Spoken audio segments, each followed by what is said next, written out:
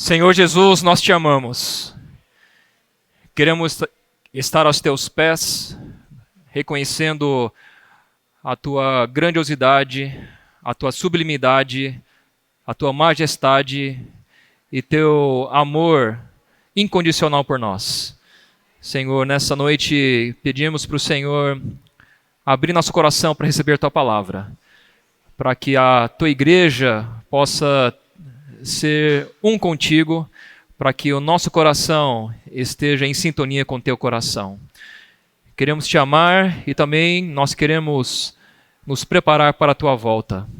Senhor, nos torna vigilantes, não queremos estar desapercebidos, não queremos estar desatentos, mas queremos nos preparar para que naquele dia, quando o Senhor voltar para buscar a tua noiva, estejamos prontos, Senhor. Nós te amamos, Jesus, e a ti entregamos nossa vida. Nos limpa nessa noite, nos purifica, para que a nossa mente possa ser renovada e receber tua palavra em um coração que tenha uma boa terra. Abençoa cada irmão e cada irmã nessa noite. Nós precisamos de ti, Jesus. Esse hino que nós cantamos no final, falando sobre te amo, Jesus, é uma realidade fundamental na nossa vida. Nós amamos Jesus. Como está o seu amor para com Jesus agora? Não importa se no ano passado você amou muito o Senhor. Não importa se você tem uma longa história de amor com o Senhor. Eu estou perguntando, neste momento, como está o teu coração? Você está amando o Senhor mais ou menos do que ontem? Mais ou menos do que o ano passado? O amor de Deus não esfria. O amor de Deus é incondicional. Mas o nosso amor esfria. E a profecia diz que, por causa da multiplicação da iniquidade, que o amor de quase todos se esfriará. Esta é a realidade dos tempos finais. E os cristãos também podem sofrer essa degradação do amor. Nessa noite o Senhor quer restaurar nosso primeiro amor, nosso melhor amor. Feche teus olhos e fala: Senhor Jesus, eu te amo. Senhor Jesus, eu te amo. Senhor Jesus, eu te amo. Amém. Essa oração é uma oração simples, mas poderosa. E todas as manhãs nós podemos acordar e fazer essa oração. Eu faço essa oração de manhã. Eu falo: Senhor, eu te amo. E outra oração que eu faço bastante também: Senhor, tenha misericórdia de mim. Porque o amor e a misericórdia de Deus são maravilhosos. E eu queria começar a palavra dessa noite falando que nosso Senhor Jesus é maravilhoso. Nosso Senhor Jesus é sublime. Nós precisamos aprender a descrever quem o Senhor é para nós. Jesus é Deus que se tornou um homem para ter um relacionamento conosco. Jesus é Emanuel, é um Deus relacional. Muitas vezes nós conhecemos Deus apenas como um Deus transacional. O que é uma relação de transação? É uma troca. Deus me dá alguma coisa, eu dou uma coisa para Deus. Mas o Senhor não quer apenas nos dar coisas, o Senhor quer ter um relacionamento conosco. E nós também, como igreja, somos a noiva de Cristo. E o que tem no noivado? É uma preparação para o casamento.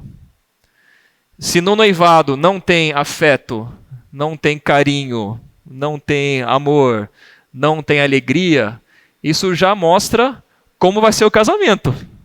Agora, se o noivado é cheio de amor, cheio de afeto, um desfruta da presença do outro, quando ficam longe um do outro, não aguentam ficar longe, querem logo se encontrar. Isso demonstra um bom sinal em relação a como vai ser o casamento no futuro.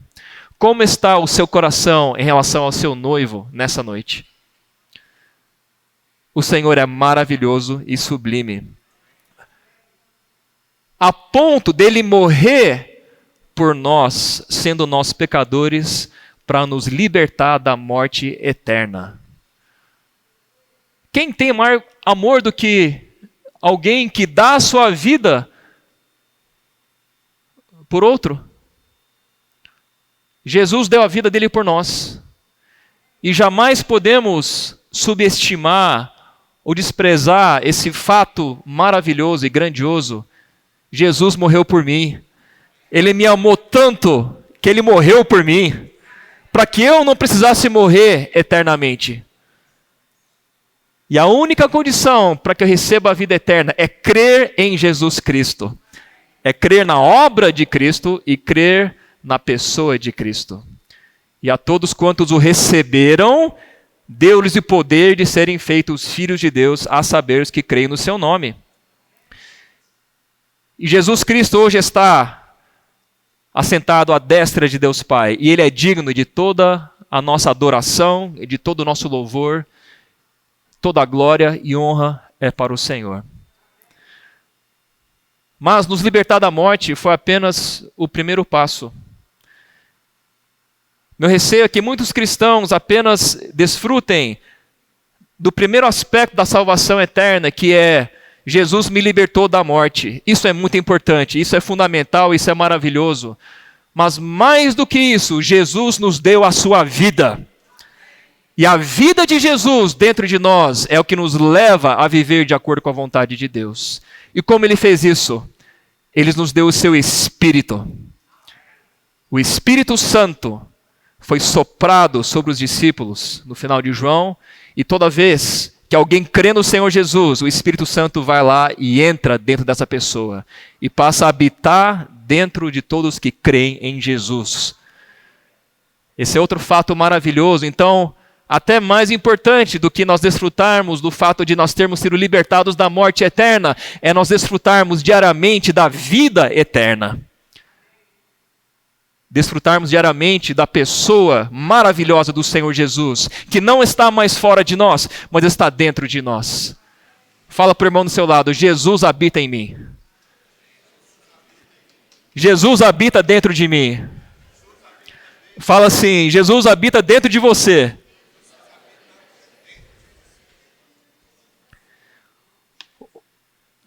Vamos ler Romanos capítulo 8.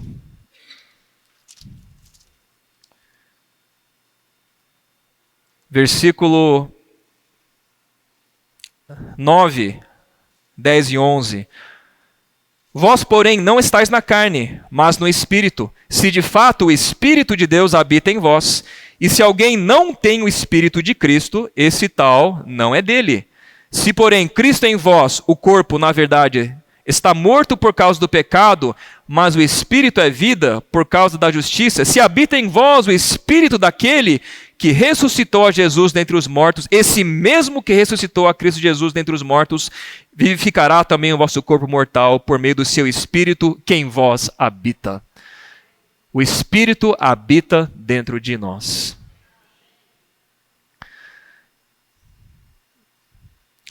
Tem um versículo que tem me impactado bastante, que é Lucas 17, 21. O encargo da palavra nessa noite é aplicar o Evangelho de Deus em nossa vida. E um dos aspectos do Evangelho de Deus é o Evangelho do Reino de Deus. E a palavra dessa noite tem como tema: o Reino de Deus está dentro de nós. E onde está isso? Isso está em Lucas capítulo 17, versículo 21. Na verdade, eu vou ler a partir do dia 20, a partir do versículo 20. Interrogado pelos fariseus sobre quando viria o reino de Deus, Jesus lhes respondeu: não vem o reino de Deus com visível aparência. Olha só, não vem com visível aparência, não é uma coisa física que a gente vai olhar com nossos olhos físicos, mas aqui mostra uma realidade. Nem dirão, ei-lo aqui ou lá está, porque o reino de Deus está dentro de vós. A partir do momento que nós recebemos o Espírito Santo em nosso espírito humano, o reino de Deus passou a ser realidade dentro da minha vida. Isso é muito importante, compreendermos e vivermos todos os dias da nossa vida. Jesus está voltando, e quando ele voltar, ele virá para tomar posse do seu reino e manifestar o reino dos céus. Mas antes de haver a manifestação do reino dos céus na volta de Cristo, precisa haver o governo de Deus dentro do meu coração e do seu coração. Porque é por meio da igreja que o Senhor vai trazer o reino dele. Então, a primeira experiência que nós temos que ter, depois de desfrutar da libertação da morte eterna, é entrarmos para o governo de Cristo. Quando nós lemos o versículo sobre Cristo ter a primazia em nós, ter o primeiro lugar em nós, sobre Cristo encabeçando a igreja e encabeçando todas as coisas, essa verdade não pode ser apenas uma doutrina que nós ouvimos falar e cobramos dos outros para que eles estejam encabeçados pelo Senhor, mas tem que ser uma realidade da minha vida pessoal, em que eu diga, Senhor, eu quero que você sente no trono da minha vida. Senhor Jesus, eu quero que o governo de Cristo seja realidade em meu coração. Começa dentro do nosso coração.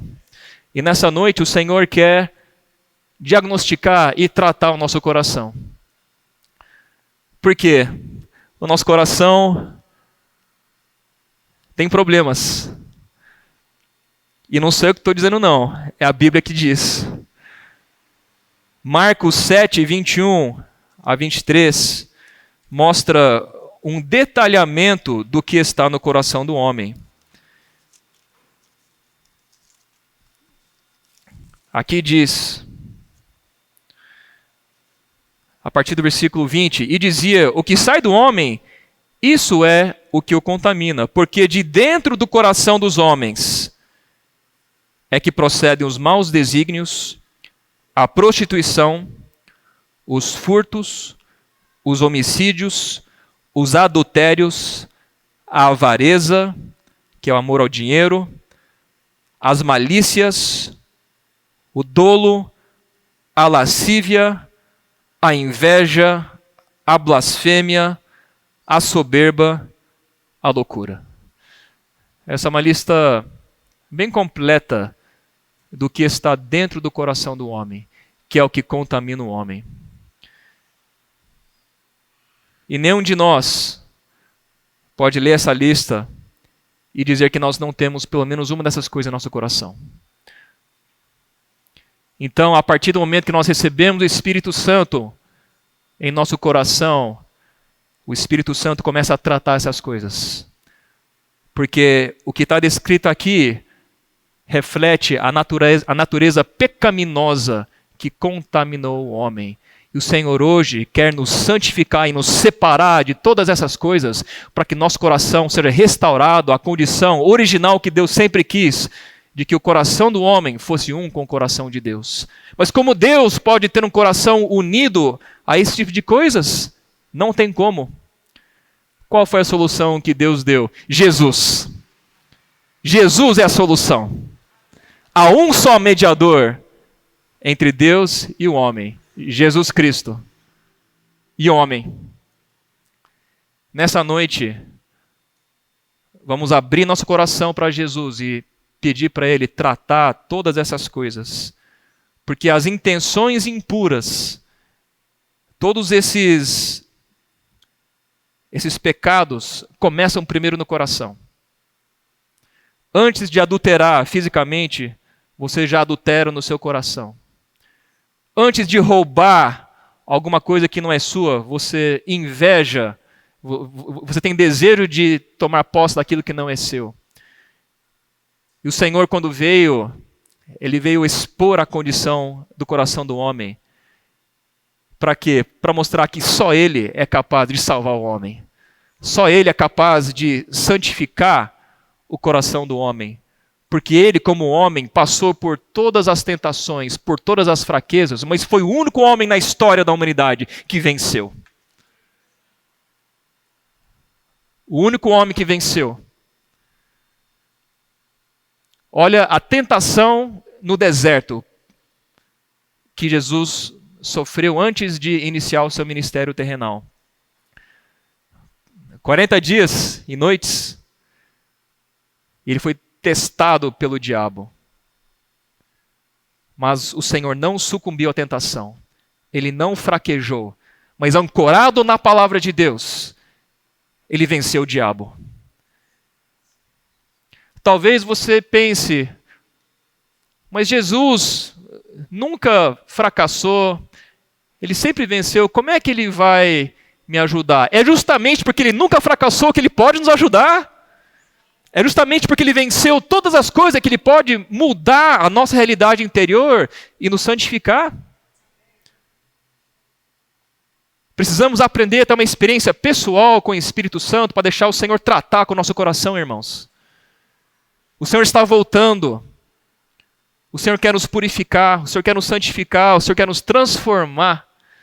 Mas a primeira coisa que nós precisamos fazer é convidar o Espírito Santo para governar sobre nossos pensamentos, governar sobre nossas emoções, governar sobre nossos desejos, a nossa alma, nossa vontade, nossa mente, nossas emoções precisam ser colocadas debaixo do governo de Cristo Jesus. Quando nós começamos a pensar um monte de besteiras, vamos logo estar sensíveis ao Espírito Santo e falar: Senhor, purifica o meu pensamento. Vamos confessar o que nós estamos pensando e pedir para o Senhor nos purificar. Isso é um exercício diário. O reino de Deus está dentro de nós.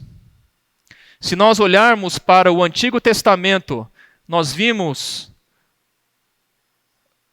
séculos passando em que Deus revelava o seu governo, elegendo alguns representantes, tanto no sacerdócio quanto na realeza, para representá-lo, para que ele pudesse ter um governo. Mas ao ler a história de juízes e de reis e de crônicas, nós vemos que, fora algumas raras exceções, grande parte dos líderes e dos representantes do governo de Deus não conseguiram conduzir o povo de Deus para expressar o reino de Deus, por causa de idolatria, por causa de desobediência e por causa de imoralidade.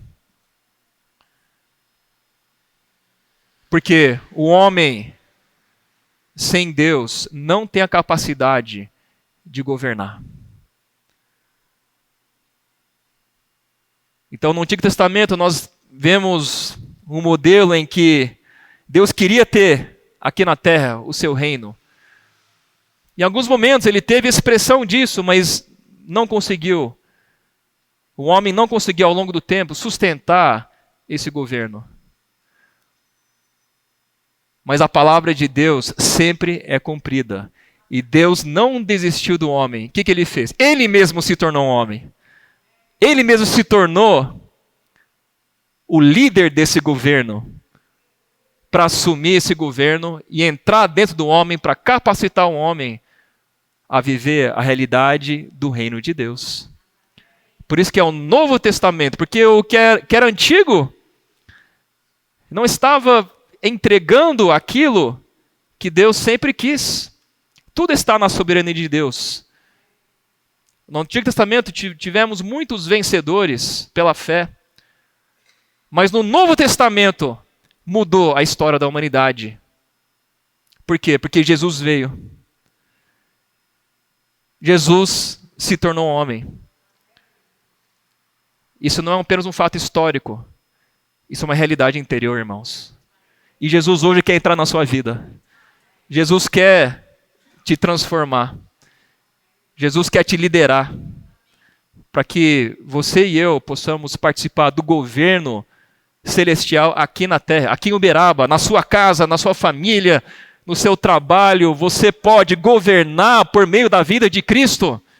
Você pode vencer por meio da vida de Cristo. Mas vamos abrir nosso coração ao Senhor e o Senhor veio Nos primeiros 30 anos nós não temos muitos registros sobre o que aconteceu, mas nos últimos 3 anos e meio nós temos 4 evangelhos maravilhosos e uma parte de Atos que mostram a vida de Jesus aqui na terra e como ele começou o seu ministério terrenal. Ele começou pregando: arrependei-vos porque está próximo o reino dos céus. Arrependei-vos porque está próximo o reino dos céus. O que é arrependimento?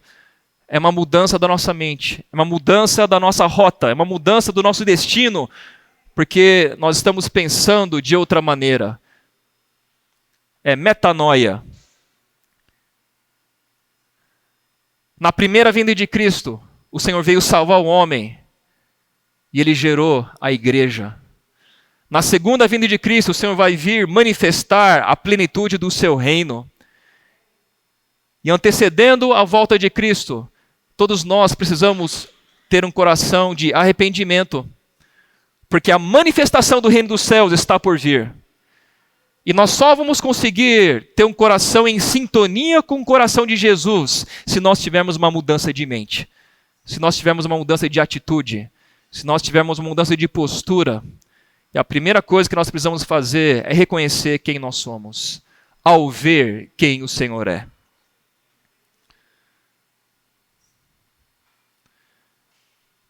Qual é o nível de transformação que o Espírito Santo já conseguiu cumprir em você? Eu tenho certeza que o Espírito Santo já trabalhou muito na sua vida, amado irmão, amada irmã. Mas eu tenho certeza também, eu digo isso para mim, que o Senhor tem muito ainda a trabalhar na minha vida, até que eu me torne semelhante ao Senhor na sua vida e na sua natureza. E uma das primeiras experiências que nós precisamos ter de impacto, bem em linha com o que nós cantamos no segundo hino de hoje, é nós precisamos ver quem o Senhor é. Que tua luz da vida desvaneça as trevas, tornando tudo claro. Eu rogo a ti, Senhor.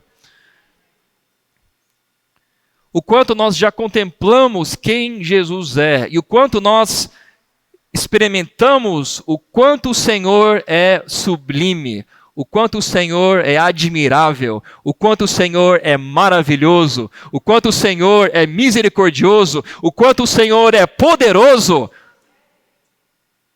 Irmãos, nós temos tudo em Cristo Jesus.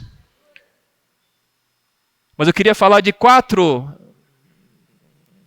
trechos bíblicos que mostram a reação de homens de Deus que tiveram esse encontro com o Senhor. E o que aconteceu com eles? Porque não adianta só falarmos que nós vimos Jesus se a nossa vida não muda. O Senhor quer nos levar para a realidade, irmãos.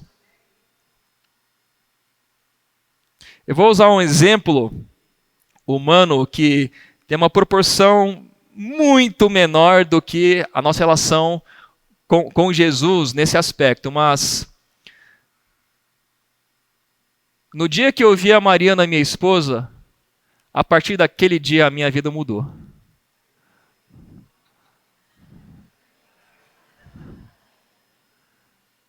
Eu sou casado com ela há 17 anos, hoje é nosso aniversário de casamento. E eu quero dizer para minha esposa que eu amo ela. Então o meu encontro com a Mariana, o encontro dela comigo, mudou a nossa história. O nosso encontro com Jesus precisa mudar a nossa história, irmãos. E não uma história no passado, mas todos os dias nós precisamos encontrar com o Senhor. Ter comunhão com o nosso noivo. Dizer, Senhor, eu te amo. Eu preciso de ti, Senhor. É uma sede pela presença de Jesus em nossa vida. Isso é não deixar o amor esfriar, igreja.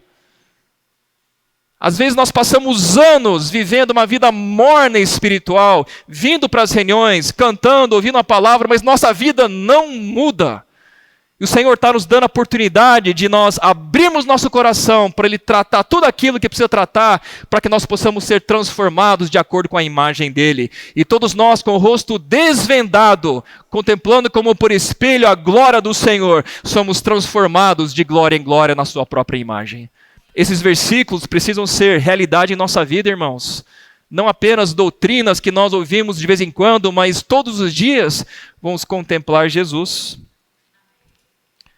E ao contemplar a majestade, a glória, a santidade, a reação natural do homem é o quê? Reverência, temor, quebrantamento. Olha para o que aconteceu com o apóstolo João em Apocalipse capítulo 1. E aqui já é no contexto do final dos tempos. Apocalipse 1, 12. Voltei-me para ver quem falava comigo, e voltado vi 7 candeeiros de ouro, e no meio dos candeeiros um semelhante a filho do homem, com vestes talares e cingido à altura do peito com uma cinta de ouro. A sua cabeça e cabelos eram brancos como alva-lã, como neve, os olhos como chama de fogo, os pés semelhantes ao bronze polido, como que refinado numa fornalha, a voz como voz de muitas águas. Tinha na mão direita 7 estrelas, e da boca saiu uma afiada espada de 2 gumes. O seu rosto brilhava como o sol na sua força. Aqui é Jesus já na sua glória, na sua majestade, em todo o seu poder. Os discípulos mais íntimos de Jesus, Pedro, João e Tiago, puderam ter uma amostra disso no Monte da Transfiguração. Naqueles momentos em que Jesus abriu a carcaça, né, e mostrou que estava dentro dele, houve uma glória. A ponto de Pedro ficar tão empolgado e falar, bom estarmos aqui, porque Elias e Moisés apareceram ali, vamos fazer uma tenda para cada um. Mas eu quero falar sobre a reação que João teve quando ele viu tudo isso. O que diz aqui? Versículo 17. Quando o vi, caí a seus pés como morto. Se você nunca teve uma experiência de cair aos pés do Senhor como morto, busque uma experiência que você veja o Senhor a ponto de você cair no chão. Porque é caindo no chão que nós reconhecemos quem Deus é e quem nós somos. Ezequiel capítulo 1, versículos 27 e 28.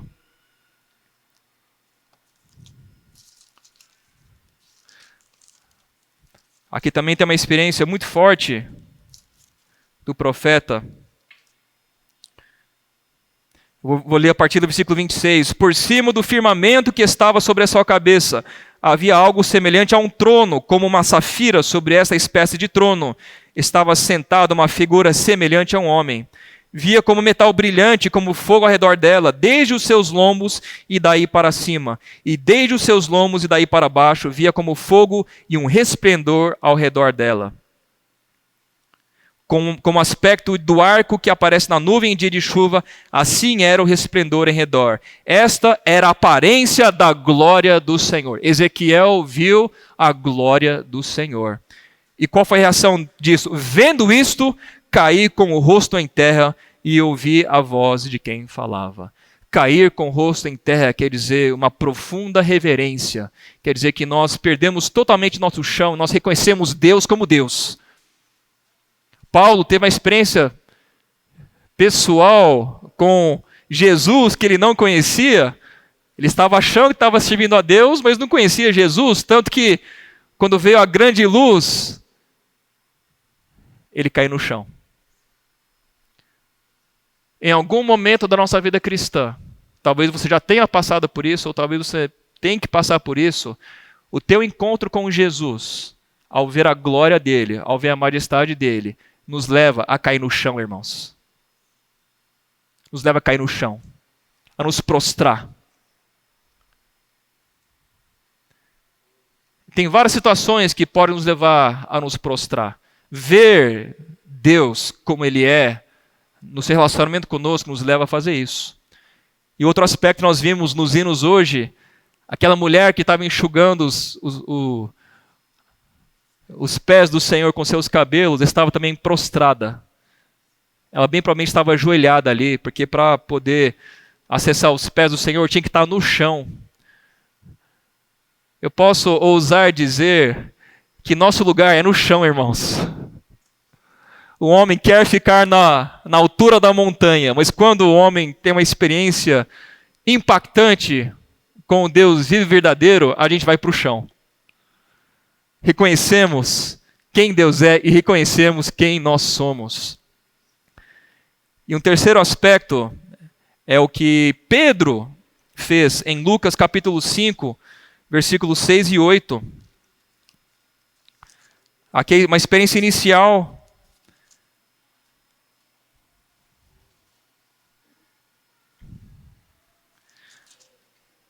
Aqui fala sobre uma pesca maravilhosa. Eu não vou ler todo o trecho, mas se você olhar no versículo 7 e 8, fala o seguinte: então fizeram sinais aos companheiros do outro barco para que fossem ajudá-los, e foram e encheram ambos os barcos a ponto de quase irem a pique. Vendo isso, Simão Pedro prostrou-se aos pés de Jesus, dizendo: Senhor, retira-te de mim, porque sou pecador. Essa é outra experiência do resultado do nosso encontro com o Senhor.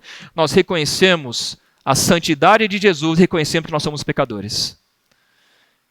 Por isso, irmãos, em toda comunhão impactante com o Senhor em nosso espírito, nós sempre seremos levados a reconhecer que nós somos impuros, que nós temos pecados. Por isso que o apóstolo João nos ensina a confessar os nossos pecados. E ao confessar os nossos pecados, ele é justo. Ele nos perdoa e nos purifica de toda injustiça. Mas nós temos que confessar. Ao reconhecer que nós somos pecadores, nós precisamos confessar para que o Senhor nos purifique. Porque tem alguns que até reconhecem que são pecadores, mas insistem em continuar a pecar. Amam o pecado. Reconhecer que é um pecador não é o passo final, mas se arrepender da nossa condição de pecador é o passo que o Espírito Santo quer buscar em nossa vida. E o Senhor tem prazer em nos salvar. O Senhor tem prazer em nos purificar. Porque é quem Ele é. Deus é amor e Deus é justo. E a cruz de Cristo veio justamente para tratar os nossos pecados e para nos purificar, para que pudéssemos ter acesso à presença de Deus. Esse é o novo e vivo caminho que Jesus abriu quando Ele morreu na cruz por nós. Mas não vamos andar no velho e morto caminho, vamos andar no novo e vivo caminho. E Jesus é o caminho, a verdade e a vida. Mas um Jesus experiencial, um Jesus com quem nós temos um relacionamento, e não um Jesus apenas que nós ouvimos falar dizer nas pregações na igreja. Não, um Jesus que eu conheço pessoalmente. Porque todos os dias eu me prostro aos pés de Jesus. Todos os dias reconheço o quão maravilhoso, o quão santo, o quão poderoso o Senhor é. Eu reconheço o quão fraco eu sou, o quão miserável eu sou, o quão pecador que eu sou. E a graça de Jesus é derramada sobre nós. E nós desfrutamos tudo aquilo que o Senhor é. O Senhor falou em Mateus 11, vinde a mim todos vós, os que estáis cansados e sobrecarregados, e eu vos aliviarei. O Senhor quer nos aliviar. A sua vida está pesada, você está carregando um monte de sobrecarga, vai para Jesus. O Senhor diz, vinde a mim todos vós, porque o jugo do Senhor é suave e o fardo do Senhor é leve. Irmãos, vamos experimentar das promessas de Deus na Bíblia. Nós não podemos viver pesados, sobrecarregados e escravizados. Vamos ir para Jesus para que possamos ter uma vida leve, uma vida de alívio, e é todos os dias. Se nós somos pessoas pesadas, sobrecarregadas, estressadas, está faltando uma experiência com Jesus Cristo. Aqui é a realidade, não a doutrina, irmãos.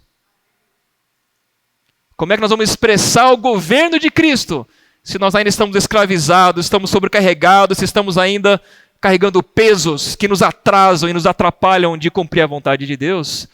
Mas a solução não é nosso esforço, a solução é depender do Espírito Santo, porque Jesus dentro de nós nos liberta de todas essas coisas. Mas nós temos que investir tempo com o Senhor. Nós temos que investir tempo com o Senhor. Porque só na comunhão íntima que o Senhor vai revelar coisas mais profundas.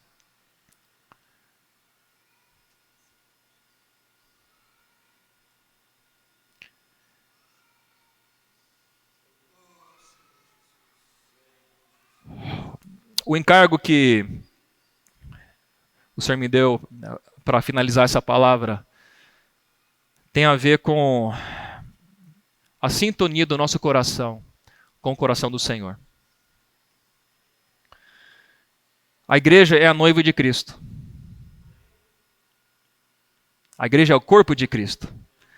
A igreja também é a realidade do reino dos céus. Mas eu queria falar um pouco do aspecto de noiva, na sintonia dos corações.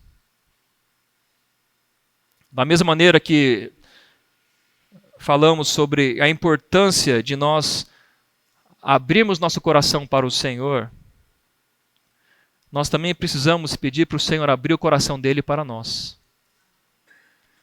Tão importante quanto expor aquilo que nós sentimos e nós pensamos para o Senhor, para que Ele nos transforme, nos purifique, é nós termos deleite na presença do Senhor, a ponto de nós pedirmos para Ele falar o que Ele quer de nós. Qual que é o sentimento do nosso noivo? É um alinhamento do nosso coração com o coração de Jesus. Isso acontece tanto no nível individual, na nossa experiência pessoal com o Senhor, mas também acontece no nível coletivo, como igreja.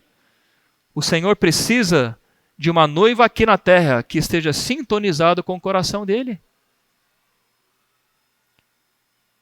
O rei Davi foi um dos piores pecadores de toda a Bíblia. Vocês concordam comigo? Cometeu assassinato, foi orgulhoso, cometeu adultério, mas ele ainda é chamado homem segundo o coração de Deus,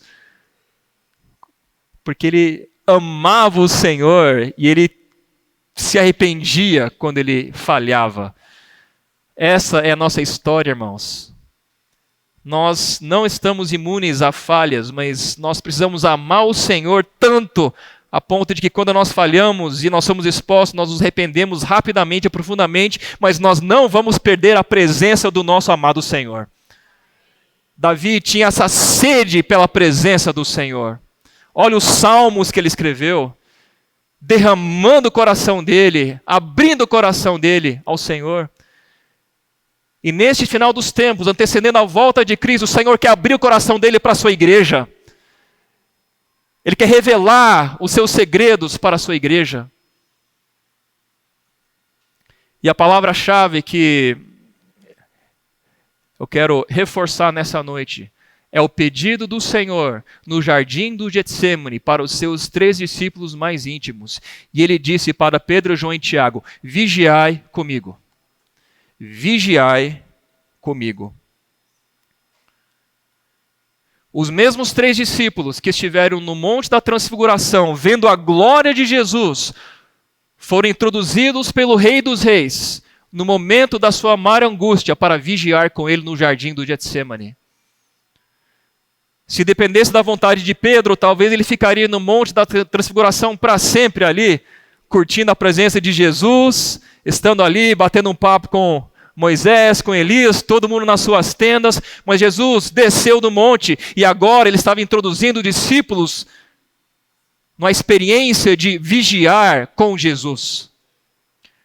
Um peso e uma responsabilidade que só Jesus poderia cumprir, mas ele precisava dos seus amigos mais íntimos para estar junto com ele vigiando. Que tipo de seguidor de Jesus nós queremos ser? Parte da multidão que Jesus ama, mas seguiam Jesus por causa do pão, para serem curados. Podemos ser parte dos escolhidos por Jesus, que são os discípulos. Mas esses 3 tiveram uma experiência exclusiva que outros não tiveram, de ser chamado para orar junto com Jesus. Vigiai comigo. Mateus 26, versículo 38.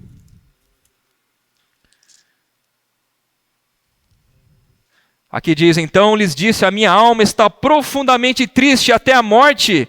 Ficai aqui e vigiai comigo. Jesus, como Deus, é onisciente. Será que ele não sabia que os discípulos iriam dormir? Sabia, mas mesmo assim ele chamou eles. Jesus, como homem, chamou os seus 3 amigos mais íntimos para estar com ele nesse momento de angústia. E aí ele se afastou deles a um tiro de pedra e fez uma oração que é uma grande lição para nós, de obediência, submissão e amor. Pai, se possível, passa de mim este cálice, porque ele estava ali para receber esse cálice tremendamente amargo do Pai. Ele estava pedindo, se possível, que o Pai passasse dele esse cálice, porque era amargo demais. Mas aí vem a submissão e a obediência de Cristo, que é uma referência para nós. Todavia, não seja como eu quero, e sim como tu queres. Essa realidade precisa permear o coração da noiva de Cristo. A noiva de Cristo pode ter desejos, pode ter vontades, mas no final, a realidade de submissão que ela precisa ter diante do noivo é: todavia não seja como eu quero, e sim como tu queres. Naquele momento, o que Jesus pediu para os seus discípulos mais íntimos é que eles vigiassem com ele.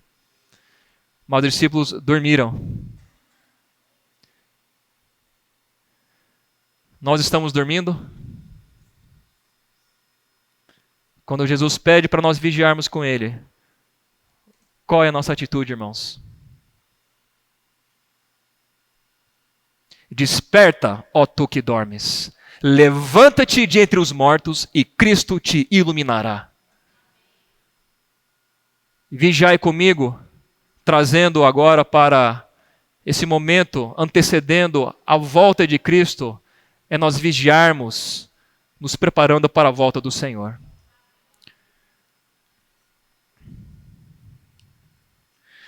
Irmãos, existe uma grande diferença entre nós termos um relacionamento com Deus para que Ele cumpra os nossos desejos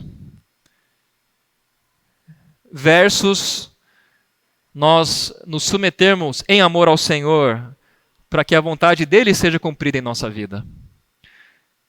Infelizmente, alguns cristãos passam a vida cristã inteira buscando a Deus para que Deus dê coisas para eles. E Deus é um Deus maravilhoso. Ele dá presente para os seus filhos. Mas para a noiva que vai se encontrar com o noivo na volta do Senhor, a noiva vive em função do desejo do noivo. E nós vivemos para atender à vontade de Deus. E Deus não vive para atender à nossa vontade. Essa é uma diferença entre o aspecto da graça, que é importante, que é essencial, mas aqui é o aspecto do reino. Deus fez tudo para salvar o homem, para que o homem pudesse viver para Ele. É isso que fala em 2 Coríntios 5. E Ele morreu por todos, para os que vivem, não vivam mais para si mesmos. Irmãos, olha para essa frase, não vivam mais para si mesmos. Quem que é vencedor lá em Apocalipse? Aqueles que não amaram a própria vida. Certo? Lavados pelo sangue do Cordeiro. Mesmo em face da morte, não amaram a própria vida. A ponto de nós amarmos o Senhor como a nossa prioridade. Essa é a história dos mártires. Os mártires amaram o Senhor a tal ponto que eles preferiram morrer do que trair o Senhor. Preferiram morrer por causa da fé deles do que desobedecer o Senhor. Preferiram ser torturados e mortos do que abrir mão da confissão de amor e fidelidade a Cristo Jesus.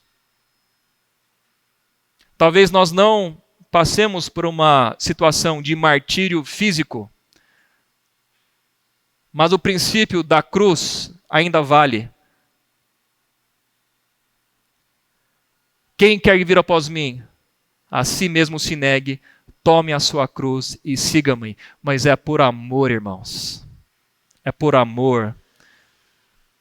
É porque nós somos constrangidos pelo amor do Senhor. Então, para a noiva madura, que vai receber o Senhor de volta, existe um aspecto da maturidade espiritual. E a maturidade começa quando nós deixamos de buscar a Deus apenas para satisfazer nossos próprios desejos e passamos a nos render em amor para que o Senhor governe sobre as nossas vidas.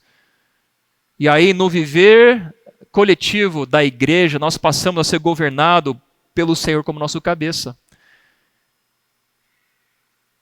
Passamos a amar os irmãos, a ter misericórdia das pessoas, a não sempre fazer valer o que eu penso, porque por amor ao irmão eu flexibilizo.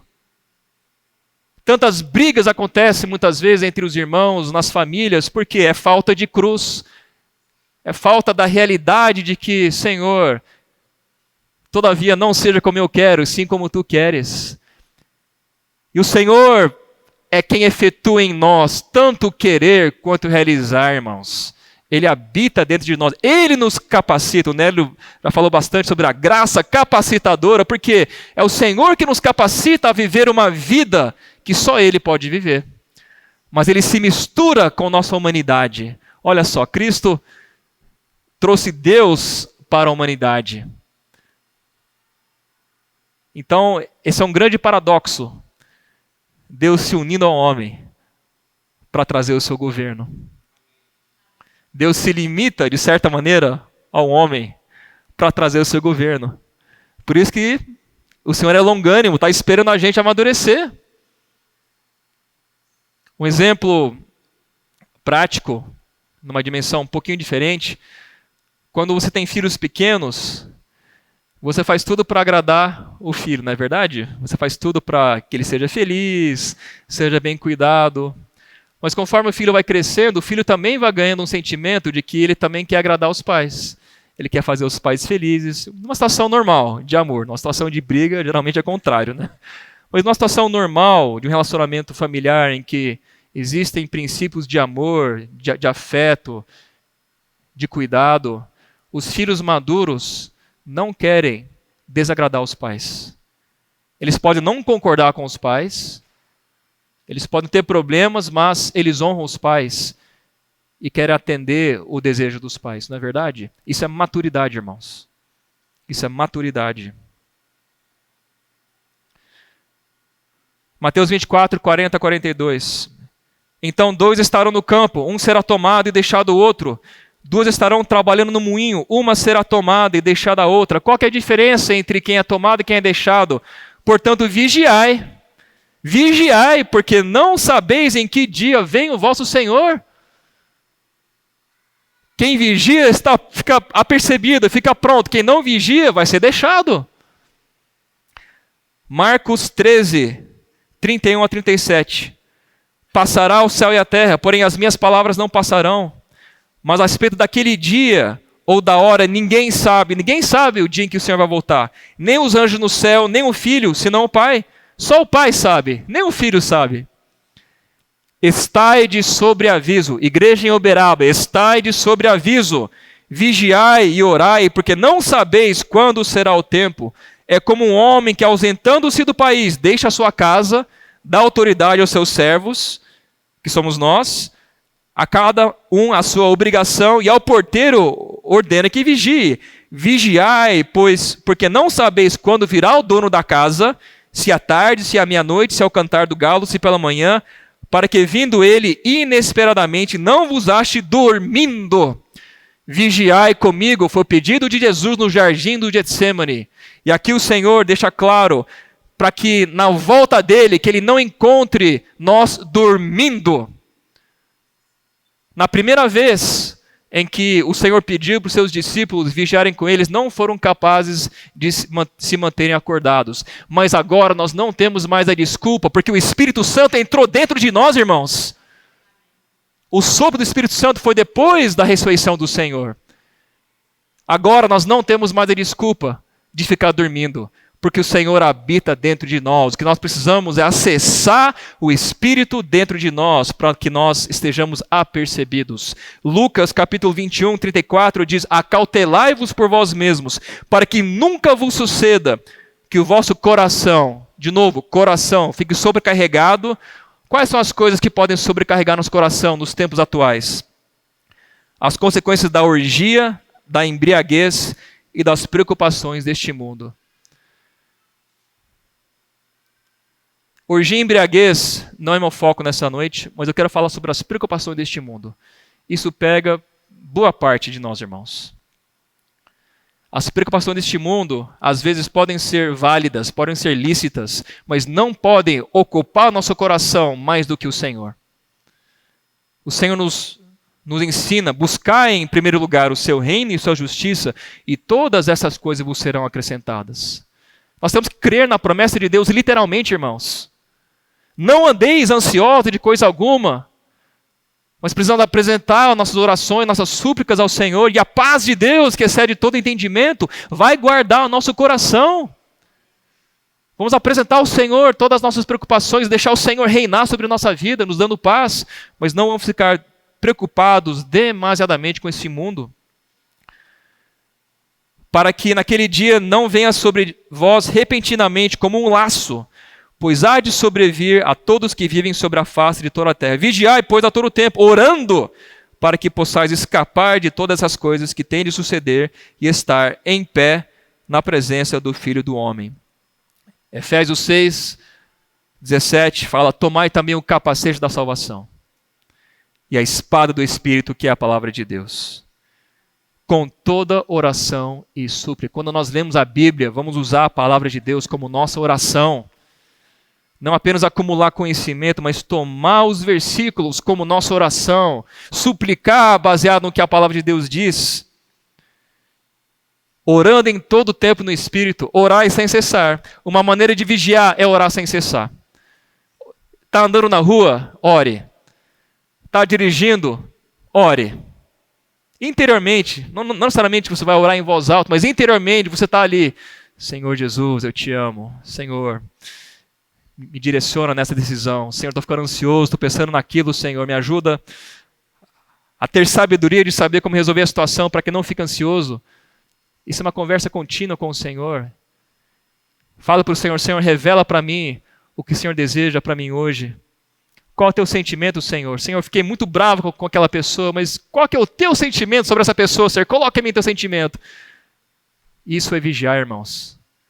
E quando vem a tentação, nós estamos apercebidos. Surge uma tentação, nós estamos no Espírito, nós temos a força ou para desviar nosso olhar, ou para não cair numa armadilha terrível que vai nos matar. Vigiai a todo tempo.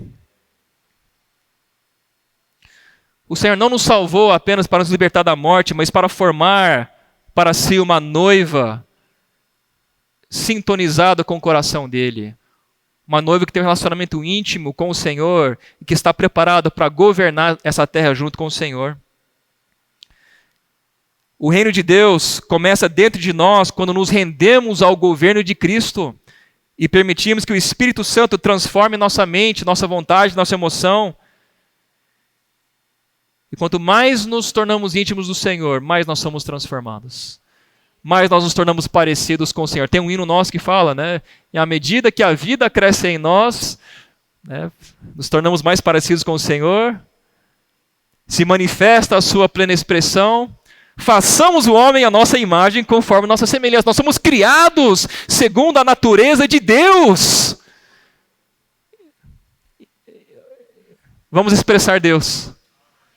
O amor de Deus.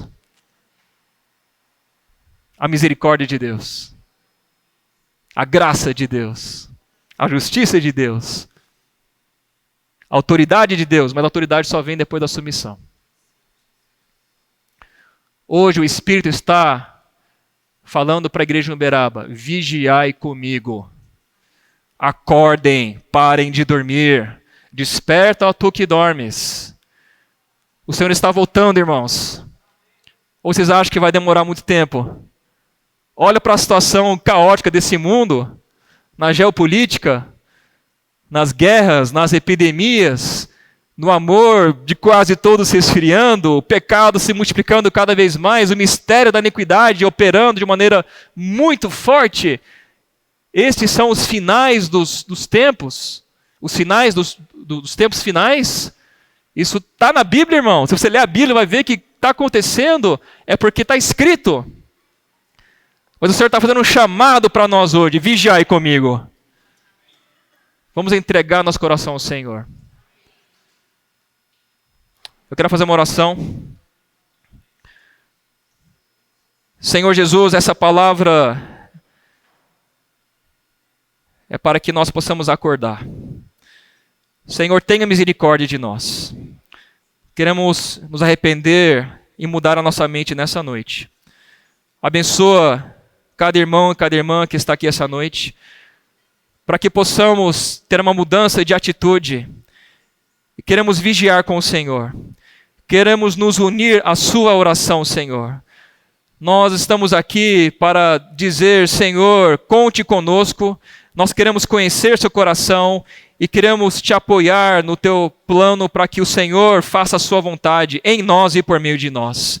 Nós temos muitos desejos, nós temos muitas dificuldades, mas nós não olhamos para isso agora. Nós dizemos, Senhor, nós queremos que a tua vontade seja feita. Venha o teu reino, seja feita a tua vontade em nossa vida, Senhor. Senhor, nós queremos te expressar, nós queremos governar, nós queremos manifestar a tua autoridade nessa terra, mas primeiro nós queremos ter um relacionamento de amor para com o Senhor. Restaura nosso melhor amor, Senhor. Remova todos os ídolos da nossa vida. Remova toda a impureza da nossa vida. Senhor, que tua luz brilhe nesta noite e que tua luz da vida venha desvanecer todas as trevas.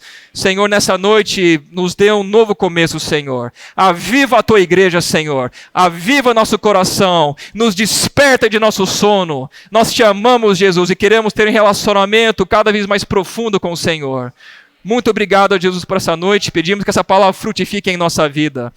Nos salva, Senhor. Salva as famílias, salva os casamentos. Senhor, que em todo ambiente nós possamos aprender a ter um coração sintonizado com o teu coração. Ó, Senhor Jesus. Obrigado, Senhor Jesus.